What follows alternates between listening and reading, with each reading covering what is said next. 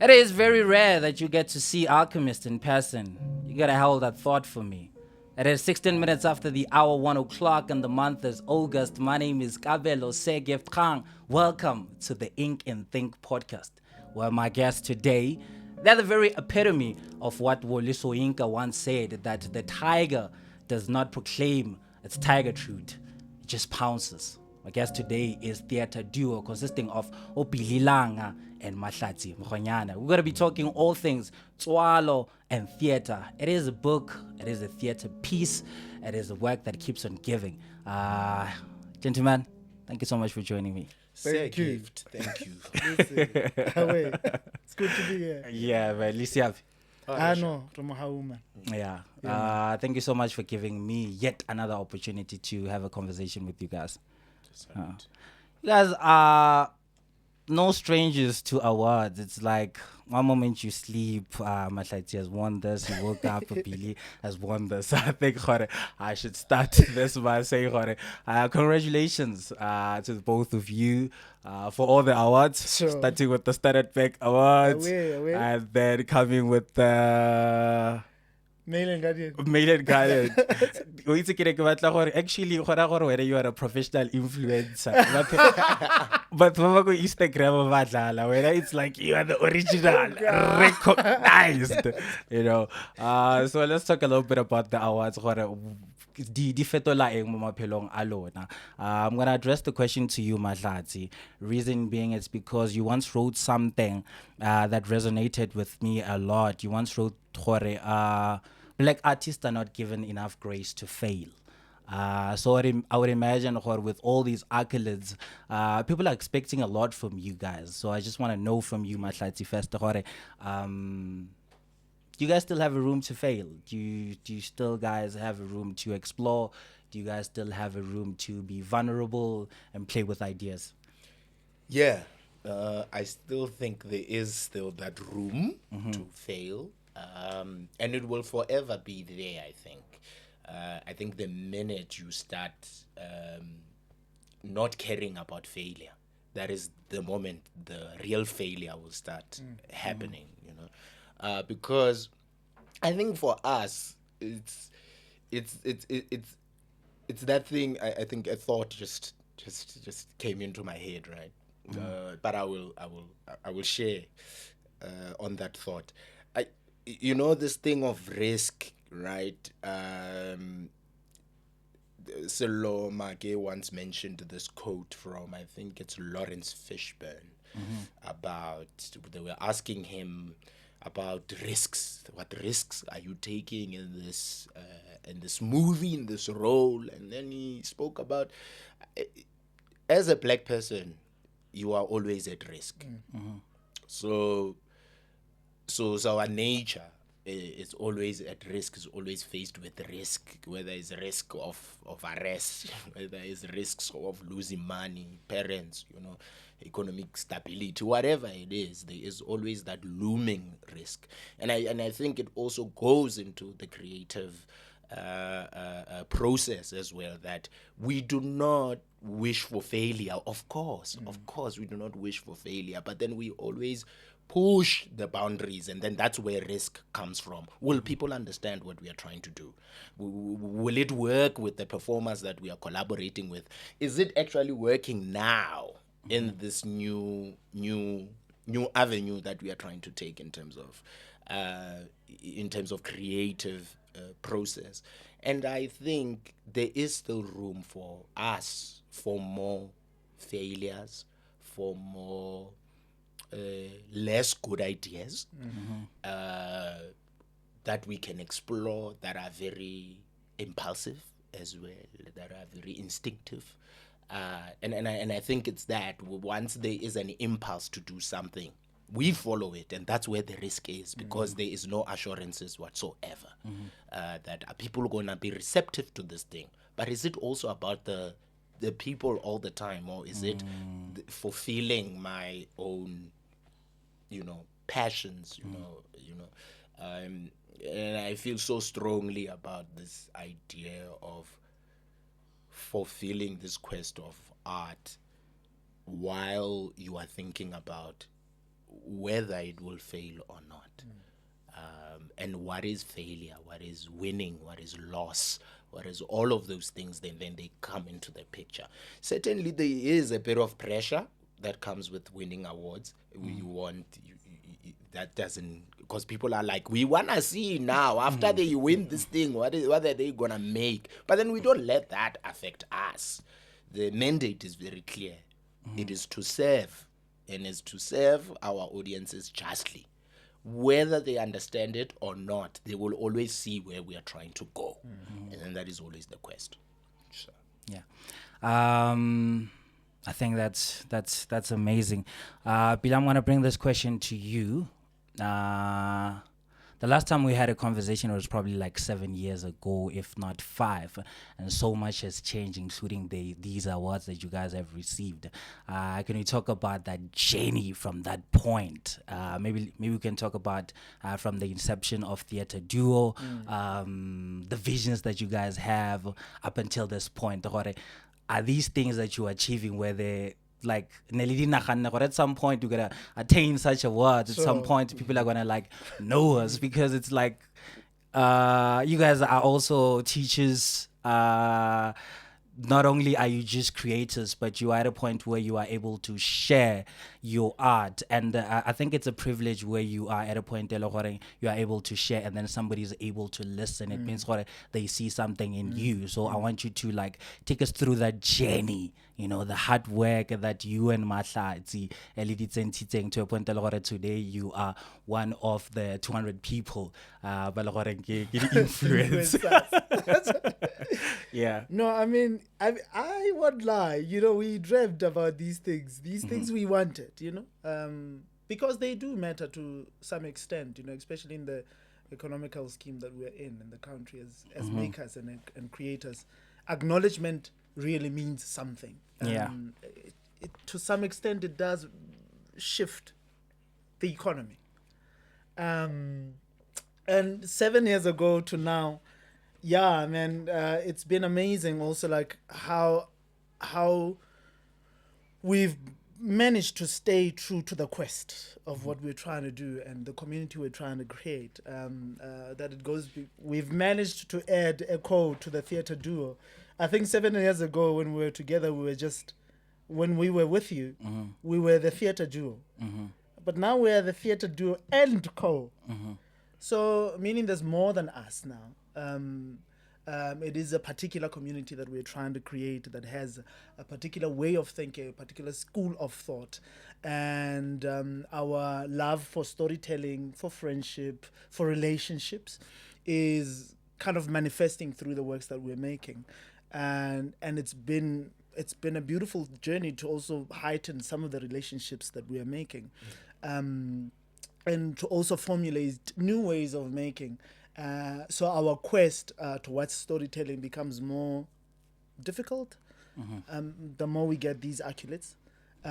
Because to some extent, with people outside, it's about proving a point, right? And then when in the inside, you're going, I'm curious about this. And what we pray for and what we wish for is for the curiosity to not die. That we are not out here proving a point of who we are and what we stand for, but rather the curiosity continues to kind of inspire others who are coming after us. We don't want to be those guys who are like, who are not moving in the chairs, We're not making space for the younger generation that's to come. Because 7 years ago we were young and we were looking for particular positions, And like you were saying now that we are fortunate enough to be in the positions of teaching and inspiring others, which I think is a long-term goal even still, that to pass and exchange knowledge will always be a thing that we gun for, but to also be identifiable, to be seen in works when you're not even present, that our language as the Theatre Duo is able to be spotted in other people's work who've never even met us and have never seen us, but have potentially come across our work, to give validity to people's stories, and that forms are things that can also be created. and I think we sit in that position, and the awards are allowing that. They are also giving us space, or like people space to hear us, because you've got this particular accolade, we can listen to you. You know, Which is unfortunate. Yeah. which is a sad thing that it has to be like that, but the fortunate thing is that we do have access to those things, and then we can be listened to, and we advocate for those who do not have these accolades. And we were even saying when we got the award that this award for us means young people have access to Standard Bank Young Artist Awards, and they actually, the young dream black about people it. can dream about it, and they can access it, Yeah. can actually hold it, attain it, and do something with it. So we're becoming like the examples of what bravery does as well. And then I guess we are also championing bravery. Go in, do the thing. It might just work. Yeah. Yeah. I'm actually reminded of this other sketch. It's not a sketch. I think Sure. it was Jim Carrey receiving an award or giving an award, and he was saying, "When I go to sleep, I'm not just Jimmy Carrey. You know, I'm in a standard big Standard Bank Young naledi. Artist. I'm doing artist. Go in. Yeah, I'm not just a guy, you know. Mahlatsi, I want us to talk about the fact that you guys as theatre duo are also producers. Also, you do a lot of admin, you know. So I want us to talk about your ability to, what's the word, to compartmentalize, you know, because at some point you were directing The Suit, also preparing to direct Poeto Type, you know. So I want you to actually speak about the difficulty and the beauty of having that privilege of doing all these things. Kada go ewan, you know, because I remember at some point I called you, we were supposed to do an interview. We were like, bro, I need to go and buy some cakes. And I'm like, yeah, man, what's happening here? You know, so it's like you're here directing, thinking about a cue, but at the same time, you're thinking, okay, we need 1, 2, 3, 1, 2, 3, more staging. You know, can you talk a little bit about that? I think the journey of administration has been a journey. It has not been perfected. There has been many strategies as we go, and I think it goes back to this idea of failure, and failure as a learning curve. It doesn't deter you from moving forward. It simply says that you if you can just fix that problem, then you can then you are able to succeed in other things, while there is this continuous looming failure, right? Because it will always be there, you know. So I don't think, because we can't compartmentalize, because while you are trying to compartmentalize with the theatre duo, out there. I'm used to, you know, this is the relationship, right? Yeah. We are doing this, and then after that, we're gonna do that. But then now they like, hey, Latsi, come and teach. No, I did not plan for that. And then you start realizing that you need to add the co to the duo now. You need to bring other people now to come and serve a particular purpose. Serve within your dream as well, while they dream with you, right? I think throughout the years we have tried to work with other people as administrators. I think so far we have worked with 2, Nolutando and Ketsia. And there was something interesting about what we've learned from the journey with Nolutando, which we were failing dismally before. We did not know what we were doing, you know. And then we were like, okay, after Nolutando, let's take a little bit of a break, and also just find ourselves with the lessons that she left us with the good things that she's left us with. And then from that journey, we were fortunate enough now to get Ketsia, right, to come and work with us.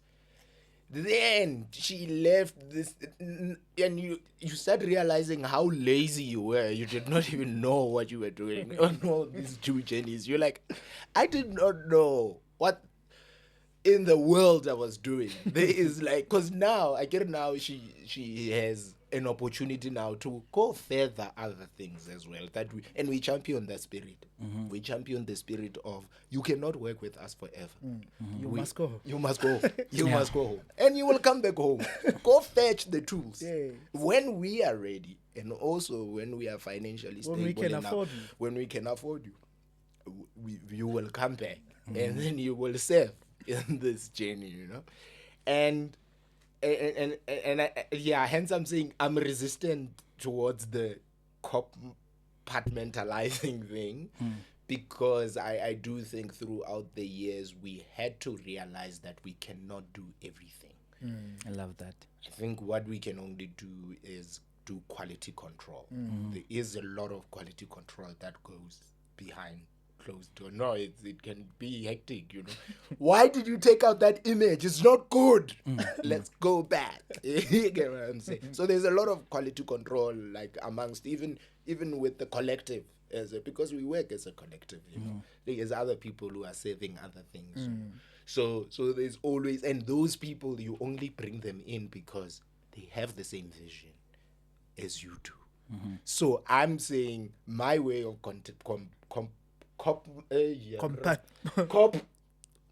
my way of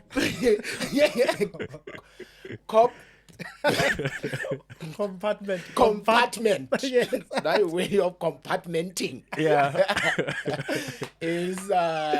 is to say that there is this compartment of administration, there is this one of videography, and then this one of publicity, and those are different compartments, right? And then there is this, it's like a pyramid.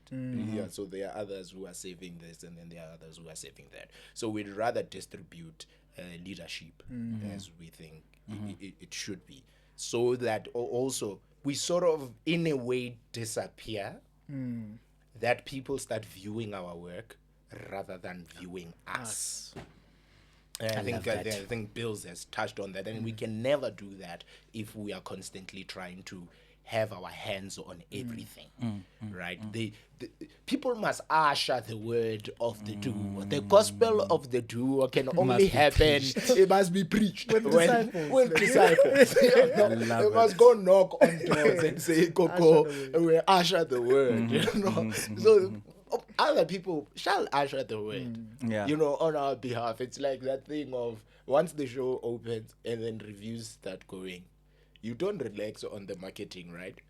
But you can't want to override the people's voice. When the people start speaking, you merely share. Share what the people are saying, the gospel, as it were.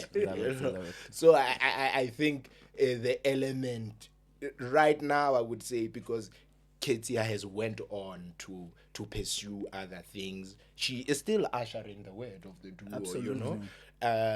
But then what then happens is that the lessons with which, and then also the responses from other people are going, wow, guys, throughout the years, you have gotten better, through Nolutando as well. There were people who are saying, guys, hey, since you had that woman there, now, you are flowing, right? Because you're like, but also there's pressure, you get what I'm saying? Because now I'm trying to, there's two bodies that were part of this history of the duo, this legacy.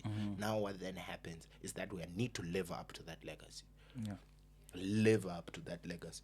Because it is quite important that we produce quality. And quality is not produced by only two people.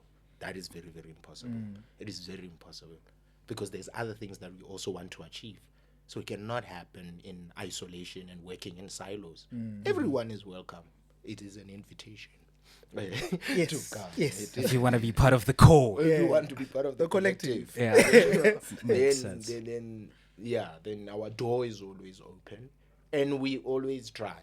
We have not gotten it right. This question of, I'm sure you're going to ask the question of money. It has not been gotten right. But we try where we can to constantly try and fix it. It is not a thing that you fix, especially when it's not available. Because there is that question of businessing, right? Of doing business. And we constantly fighting against a cultural value. you know, and we're constantly saying that we will not make the amount of money that we need to make if we are constantly looking out for funding that's coming. What needs to happen actually is that our cultural production needs to be so rich that people value it so much to pay for it. Yeah. And we are always on that mission of we need to get people to pay for this thing, to want to pay to for it. want to pay for this thing without begging for support. Yeah. That it is good for them. When someone goes to the doctor, it's good for them that they Yes. real singabalapi, Yeah, you know, yeah. you know, ridi sango, you know, Ngaka, ridi ngaka, you know. And storytelling must be that. People must go to the theater and be like, after the reflections and the healing that I got from Poerotype as an artist. When I watched Tswalo, my soul was cleansed. I can see more. Oh my gosh, you can never get that anywhere else but in the live performance. Yeah, yeah. You know. So I guess also that is a different conversation where I think it goes back to this idea of admin. And I think internally we know it so well how things are supposed to be done, but also those things work. They are also entangled within the machine that is in conversation with other institutions, right? The way the universities run their thing, it's way different than how corporates run their thing or how cultural institutions run their thing or heritage institutions. So what you do now, you're like, I know universities take 10 years to pay. So what we need to do is I have a list of documents that I know they will always want because they are ready. Like, you know, I know when I apply for NAC, it gets a stamp out this thing right. It won't It won't be approved. it won't be approved. So I constantly have to have things that are certified 3 months, or I need to certify earlier. So there is that like operations kind of way of like administering things, always having invoices, always having a quotation template, always having prices for who's, I know for this show this one is getting paid this much, but if it's corporate then we can increase it by 2,000, you know, where we can get that sort of funding. Who do we have in our list for particular projects? Because it's not just because you have a network and access to people doesn't mean every time when you are thinking of an idea you can, you know, you can just pitch it, you know. You cannot pitch a show about rocks to Clover. Makes They sense. won't budge. They won't budge. so there has to be a thing that is aligned to that particular brand. Yeah. And aligned to our brand. You know what I'm saying? Yeah. I have like 20 follow-up questions, but they're gonna like take directions. It's like each and every follow-up conversation turns in a table out there. So I'm gonna try and bring it home. But I think I'm hoping that we kept that. You did respond, and I do understand you fully. But before we talk about Tswalo, Billy, I want you to tell me about. I think Mahlatsi, what he just said was botlhokwa ba go kgaogana morwalo ka Setswana, you know, sharing the burden, you know. So I want you to tell me, gore, what does it mean to have Mahlatsi outside the bounds of theater duo? Sure. You know, can you talk a little bit about that as we are segueing to Tswalo? Okay. He's a dear brother. Is he? Beyond Whatever this thing that- beyond this work thing that the masses are witnessing, right? It is a privilege, man, to have someone who understands you before the public, before the public can even get an access of you, right? Like someone that you can share your dreams with. Let me put it like that, because you know you don't only you don't like we were saying jokingly outside, you don't just share your things nje, Yeah. because you know kuna namanonka manje, you know? But to have someone that you can share your dreams with and trust that your dreams are protected with them is a gift, and I think all of us have that. And And if we could have the privilege of accessing that, it would be fantastic. I think we would go far even as a community. Ya batho ba bantsho, you know, if we could dearly, openly trust and love each other fully, it would be easier to access some things, even our greater potentials. I always say, you know, like even with this nod, Mail and Guardian, I know that there it says I've gotten it, but I know that without Mahlatsi's work, without us having done what we did, I don't get that award. In that also just makes you look at the machine behind the scenes, right? Like there's a whole system of operations. Like in the show Tswalo, people think I'm a one-man show. But there's a machine. There's a team of peeps behind there making this thing move. And I think that comes with intentionality, right? Like we have managed to be intentional about the way in which we're positioning things and the narrative. And to control that narrative. And to control that narrative, because the masses can always take it in their direction. And if we are not solid, or if we don't understand what we're doing, we will be taken by the wind. And they can even put in fights in between us, the masses. But it is up to us on like, what is it that we have? Like, where is this thing rooted? And the idea of like sacredness and secrecy is important, because it is there where things are protected. And of course, you decide on what you share with the public. Coming back to your question, Mahlatsi has been a dear brother to me, who is then extended in being a business partner. And life in the industry becomes better because I've got someone to share my problems with. Winning Standard Bank was not so difficult as it would have been if we were to win it alone, like on individual ends. Because we were together, we could share the secret, hold the secret together. We had to keep the secret for a few months. And the pressure that come with that. We really wanted that. So at least we could talk about it and go, yo, so this is what we'll do. That, you know?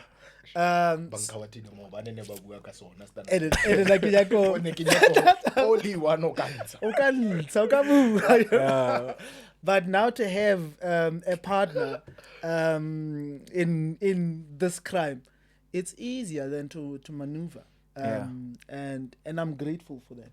We are grateful. We are dearly grateful to have those that we can go to battle with, and trust that even if you fall, your idea still lives with them, and vice versa. So I trust that the things that I dream about will continue to live, even if I go earlier or later. Okay. I was about to ask, Billy, what are you saying? No, I'm just saying that the poet is being cryptic now. It is left to the masses to decide. But yes, essentially, you know, it is a gift. It is a gift for my dreams to live in Mahlatsi's head as well, and for his to live in mine. Yeah, I love it. Yeah, he ain't heavy. He's my brother. Hlatsi, I'm gonna bring this one to you. It's the question of the egg and the chicken. What actually came first? Tswalo the play, Tswalo the book. No, it's Tswalo the play. I mean, in communion. Yeah. You know, but it had its own existence. Yeah. Right. Before, as a movement, experiment, and and then what followed was the play. But its genesis really was as a movement exploration. Billy alone, before we thought we could create something, and then the book then comes later.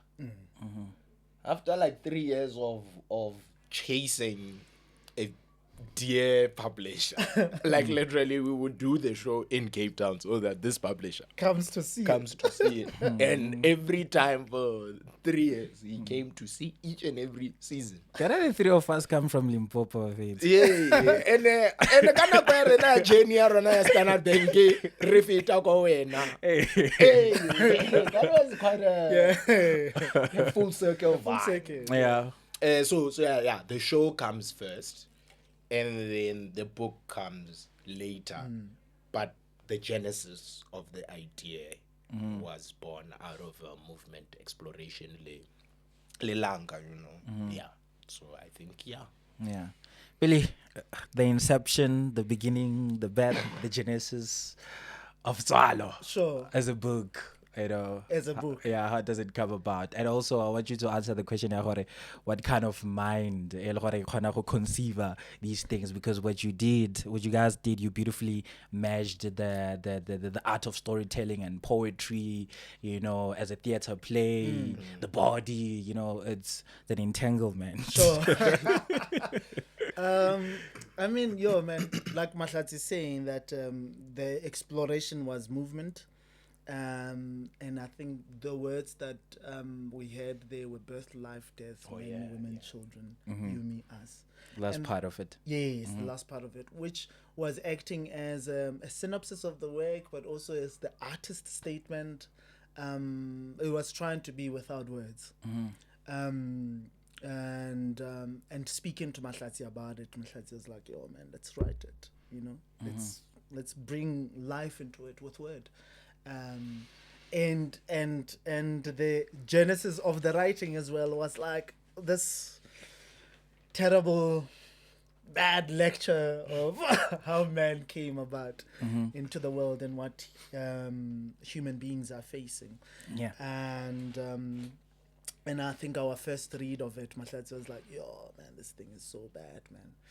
It needs some poetry in there, And I guess also like the poetry was also another way of like really tackling these huge concepts and managing them and trying to compress them into this time that we have. Like for a show, you don't have the whole day, particularly in the country, to do a performance. You have like an hour at least, and poetry seemed to be a vehicle that can capture some of these big ideas of like becoming, being, and and dying, and I think it was quite exciting to also jump into the limitlessness of language, and ideas of what like the impossibilities could be, like what are.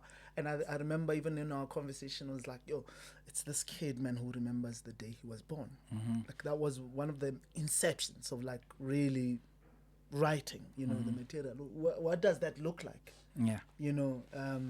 And why? And when we wrote in pockets, Mahlatsi was in Cape Town, I was in Joburg. I would write like a little chunk, sent to him, goes through it. Okay, perhaps this could be here.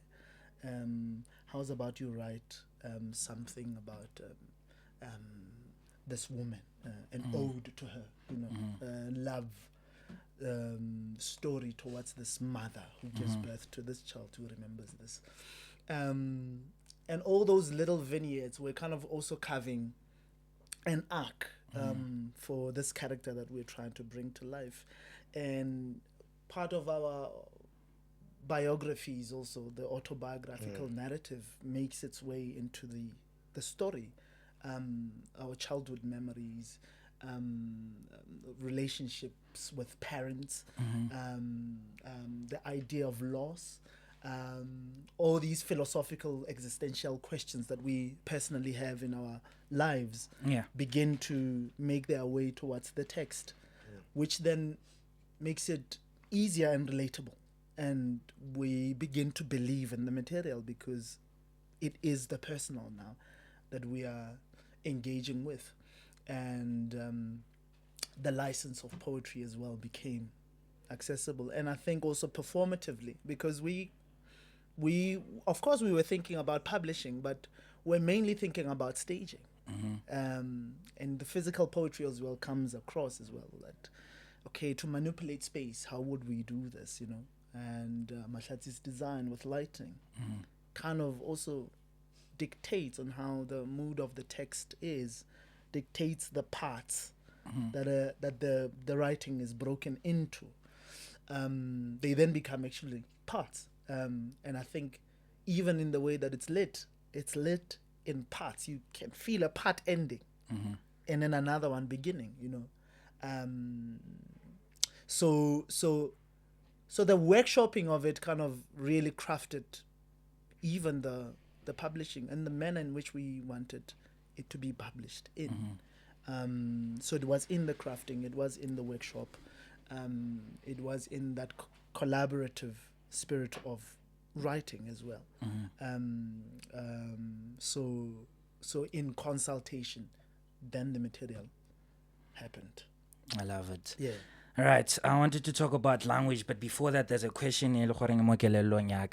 Mahlatsi, there in the play, there's a part where Billy, Ibang Asha, where you guys break the fourth wall, and he decides to chama the girlfriend Tezaro, and they're like, I don't want you anymore, So I want us to talk a little bit about that moment where you guys decided to break that fourth wall. What wasn't a little bit risky, it's everybody's favorite moment. Like when I'm watching Tswalo, I'm looking forward to that moment because it's like, it's beautiful, Can we talk about how did that decision come to be?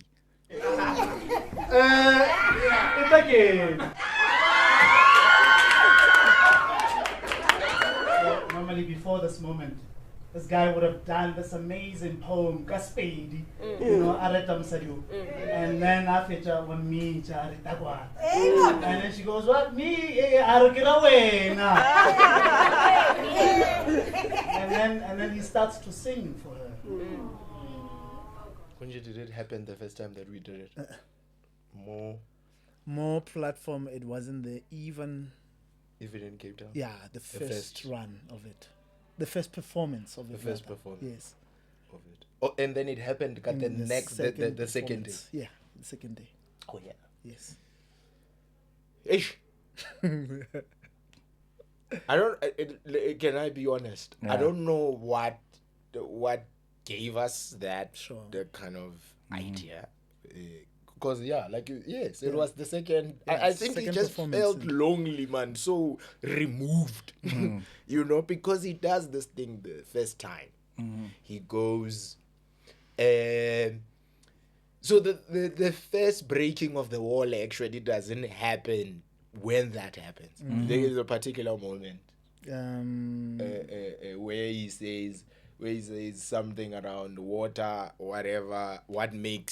What is in our what makes man actually? What are the combination? What are the ingredients?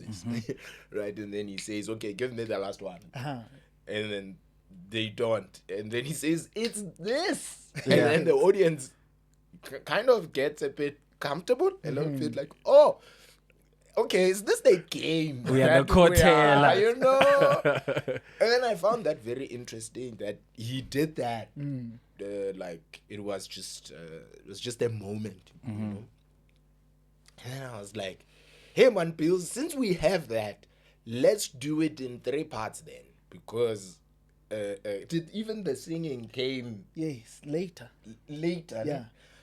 So after that, I was like, hey, let's open it up. Because if you don't get lonely, you are saying this thing and then you are not opening up afterwards. Then the show ends without having had contact, with the audience in that way. Not even contact in terms of where they feel like they belong in the story as well. That they are a part of it. Like that one person that this person is talking about, And I just found it very interesting that even some of the audience members in other performances to follow, they would come 3 times, waiting to be picked up. And it's like, oh wow, every time you've been, I'm like, I'm going to tell Billy, he must never pick you. Yeah. And to this day, I think I have like, there's a lot of people who are like, "Eish, Magarapila, I can pick." It is for that very reason that you are not being picked. Or now you have you are looking at, I'm sure people are looking at it and are just like, hey, I don't dance. Why it's a nanka? Yeah. No, I don't want to perform. What Every about time Lee? you know, I'm cool all the time. When I was pick the performer, sometimes I don't even see. You know, it's dark. I was about to ask about how do you choose? You know, Sure. So- it's a beautiful moment. Yeah, because sometimes he just goes and then starts, you know, earlier on in the play, and then he starts like checking out someone, and then he realizes in the thing that that is not the one. I will not be doing that. Let me move, and I can see him changing his decision, and I'm like, you changed a good decision, my brother. You know, you should have went for that. Now you're taking a perform, Yeah. and you know this performer, they gonna We'll try perform this thing to act. to act. So Yeah. so it really doesn't need acting. You know what it needs? It needs like a real moment, like a real engagement with the real, you know, a Yeah. genuine kind of response. You know what I'm saying? So I think what led to the singing was the fact that we need to open it up fully in 3 acts. That each and every act break, there is that An engagement. that interlude, that so you are when you are only even focused on the lady coming through, you know. Yeah. But I'm talking about the whole crowd singing. They can't believe they're doing it. Yeah. They can't believe it's sounding nice, actually. You know what I'm saying? So there's that kind of a thing that a live performance brings that you really, really don't have it anywhere else in other mediums, you know. Not that I'm praising it because it's a medium that I specialize in, you know. But then it's like anything can go wrong. Someone can say Sure. no to pills. What is he going to do? Because also he cannot. We once spoke about this question of consent. You know? Yeah. I was yeah, like, yeah. it's like, bills you can't. How resisted in Chaga? And then we never practice. No, that's arrogance. That thing, you never practice, you know. And the Yeah. assumption is that there will always be a yes. Of course, man. It's you guys. It's No, but you can't. God. I mean, we had a moment. There was Yeah. a time Mahlatsi was in Cape Town and we were playing at Wits. And this lady was in the audience. And yeah, went for her. You know, it's lovely. And I go, "Itake nukirawe." And she's like, no. And it became so tense in the theater as well. Also for me, I was like, oh my goodness. I've never received Never, a no. ever This is have so I weird. received a no. What does this mean? So weird. I've been saying it, you know. And we haven't rehearsed it also. Yeah.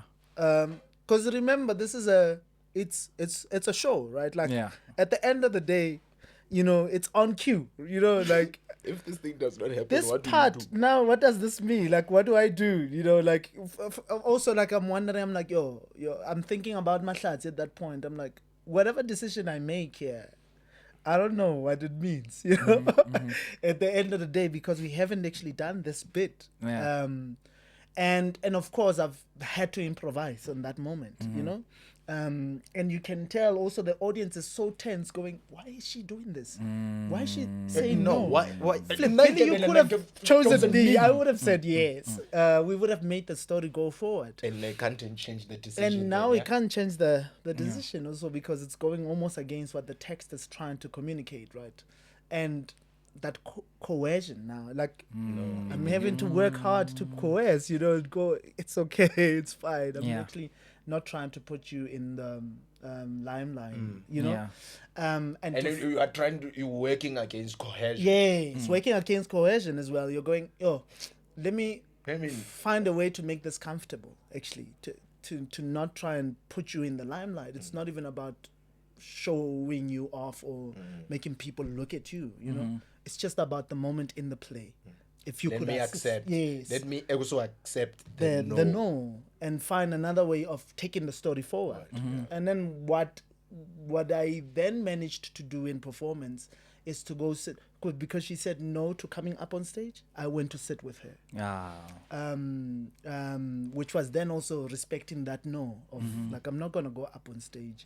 I'm here as an audience member. Yeah. And this is my position. Which then invited me into the audience as well to go, okay, let's sit, we'll sit here, we'll do it here, for the comfort, for your comfort as well, but also for the narrative to go forward. And then what then becomes magical is the next moment where we mime the spirit of the lady, you know, once they are gone. So I had to sit down, imagine her here again, you know, which was quite special as well for the audience. So, yes, of course it works, you know. In either way, if there is that consent, that mutual understanding, that, and it's quite challenging. And I guess, you know, like, you start realizing that this format of storytelling, it's such a difficult one. Actually, it needs one to be super present, that they're able to tap into where the audiences are. Therefore, in that moment, sitting, miming her there, and achieving the goal of the story, the audience is also so tense because they want it to go right. You start realizing that they are on your side as well. And we realized at the end of the show that she wasn't even against the thing. It's because she had crutches. So she literally could not come on stage. Literally, it wasn't a thing how she doesn't want to. It's a condition. She can't, actually. And now you're starting to be so cognizant about a lot of other things that could possibly happen. It's a learning curve. Yes. So now you need to be so alert and so aware of what is going on, and how to maneuver around it. And I think for us, like, that was a beautiful moment that created a beautiful discovery as well. And like, accessibility as well. You managed to achieve the same thing, and also being inclusive. Sure, at the same time, without making people feel alienated. Yeah. Yeah. All right, Improv 101. 101 training. That's why. I'm going to read something for the both of you. Sure. Something that was written in 1965. Ne? I want to speak about the idea of language. Sure. Mo Tswalo. This woman, her name is Penelope Gilliard. Every decade or so, it seems to fall to a non-English dramatist to belt new energy into the English tongue. And then I wanna then she continues to say that our napping language, it's funny that she calls it our napping language, booted it awake and scattered it into the lute, revitalizing it and appropriation of it. And then I want to read something that you wrote, Billy, in your author's note.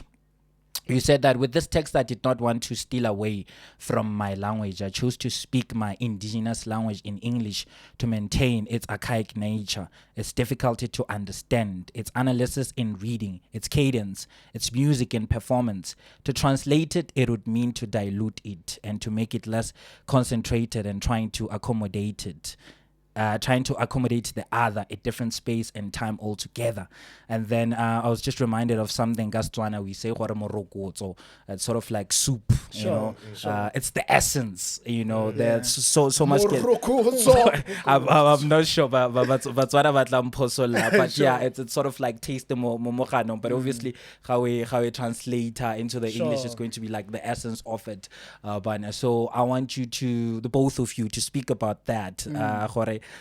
Why did you decide on that? This language and then write it in English, because I feel like so many things get lost in translation. You know, there are so many things that we can't say. When you got here, I wanted to say to the both of you something in Tswana. It's I think it's a paradox. Tiro ya lona entle mo go maswe. You know, so it's beauty and death. You know, but it's like the best of compliment. You know, and in English you can't have that. It's like you can't. You know, so. Can you the both of you tell me about that decision? I mean, man, and you start realizing how when you are saying, you're giving us that saying 10 minutes. there then exists poetry, right? Oh, Mudim. Without question. Like What a blessing to the world. Yeah, that if from this language transitioning into another, poetry happens in between that.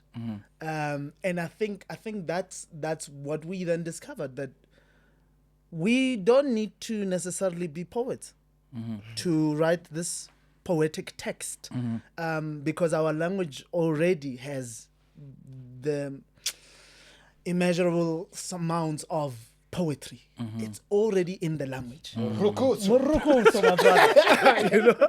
So Yeah. so having to use Sepedi spoken in English was just a blessing, because it created beauties upon beauties in as far as that the text was becoming. You know, it was an interesting exercise as well for us. You know, to try and hear also tone,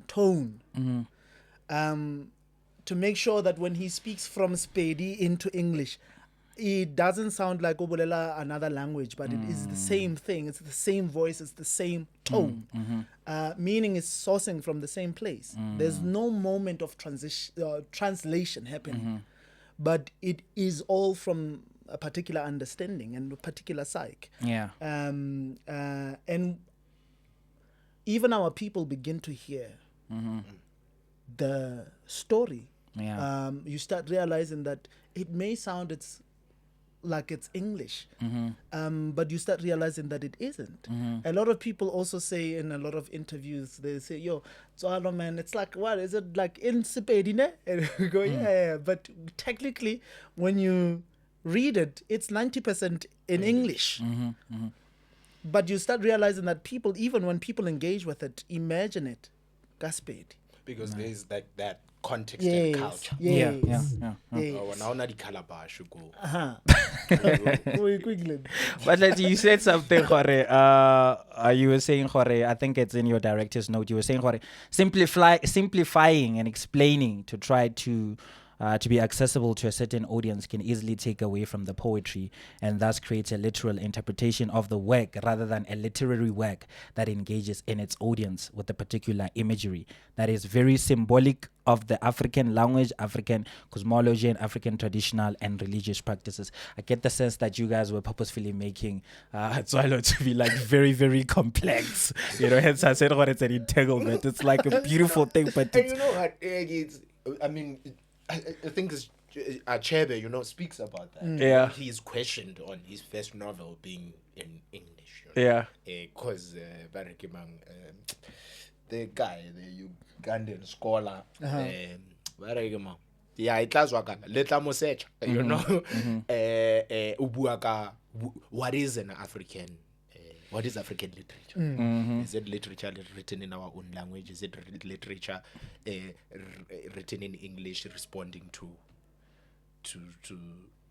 African, you know? Yeah.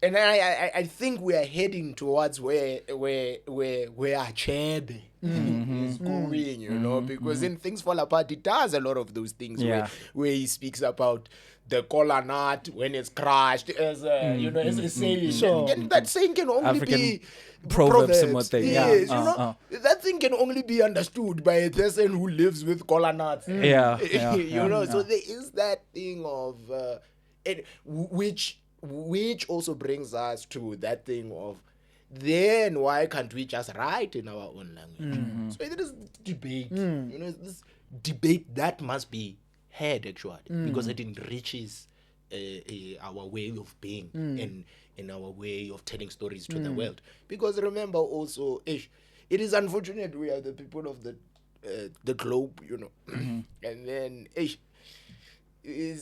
English, you know, colonization Has done the most. has And done its the limitations most. as well. It is limitation. Yeah. It is. I think. Yeah. It is a. You are able to no colonized. It's just that, like, it's hard.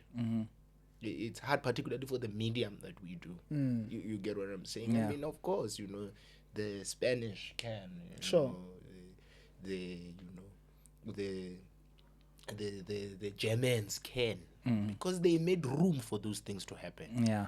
We need to start valuing our own languages here in order for the value of it to be. Right now, we've got more than 11 languages. Like, there is a lot Yeah. in this country. So yeah. And they are not central. They are not central. We are not centralizing those languages. They are at the back end. It's like you have English and And yeah.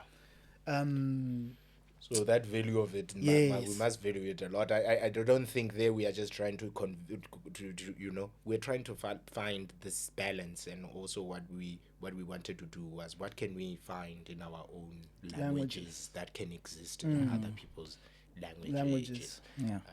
And what knowledge sits in our languages already? Like, what else can we learn in the sciences of life through our languages? Because that is the thing, Yeah. our languages, we have not gotten to a point where we are documenting scientific knowledge in our own languages. It feels like, and then that on its own, it creates that thing, science. Yes. Which really is arguable. Right? Okay, ka go e tlogella mo go lona to actually close this. I'm gonna throw like two or three last questions, and you guys are going to answer them at the same time because of Nako. It's amaile.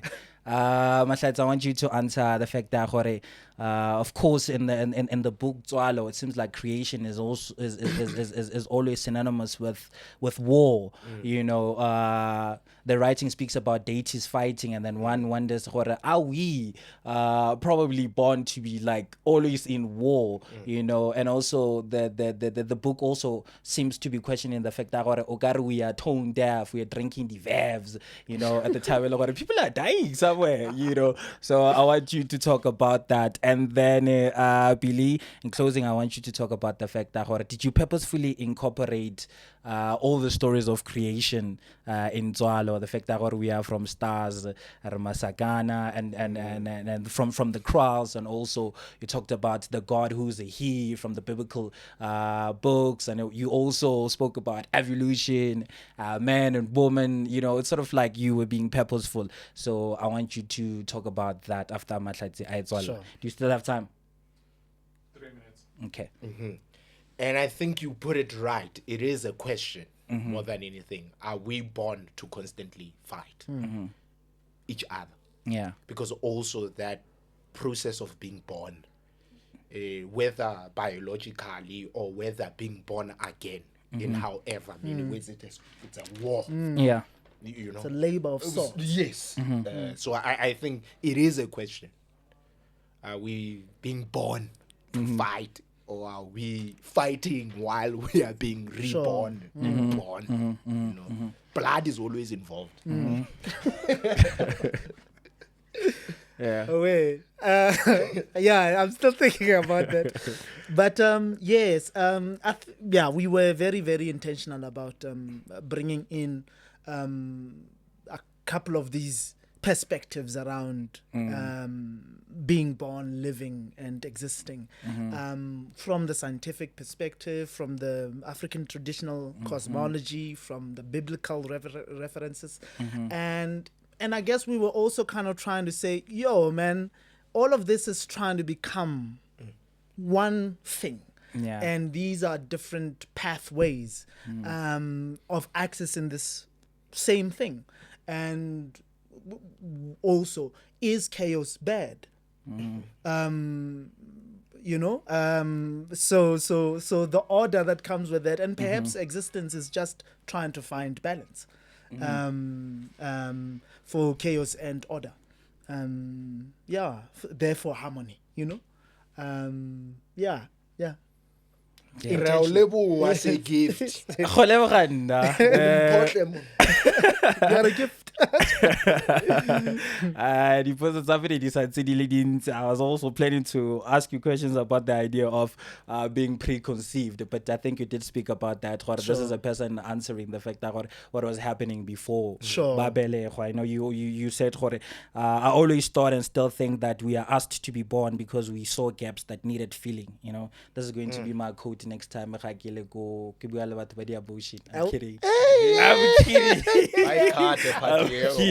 I'm kidding. Of course, I'm quoting you out of context. But you were speaking on the fact that, SirGift, I'm warning you, my brother. But I still. What were you doing when the people were fighting? Were you with the photojournalists who were taking stills, or were you taking action? That is Langa and Mahlatsi asking that question, posing that question in the book Tswalo. If you haven't read the book, I'm sure it is still available, and I'm sure you are still yet to see it. We didn't even speak about your collaboration with the Jefferson Shabalala because of time, but it's okay. We're still going to do part 2. My name is SirGift Mahlatsi Lipili Kelele tota. This was the Ink and Think podcast. Yeah, man. Yeah, man. I hope you guys had fun. No.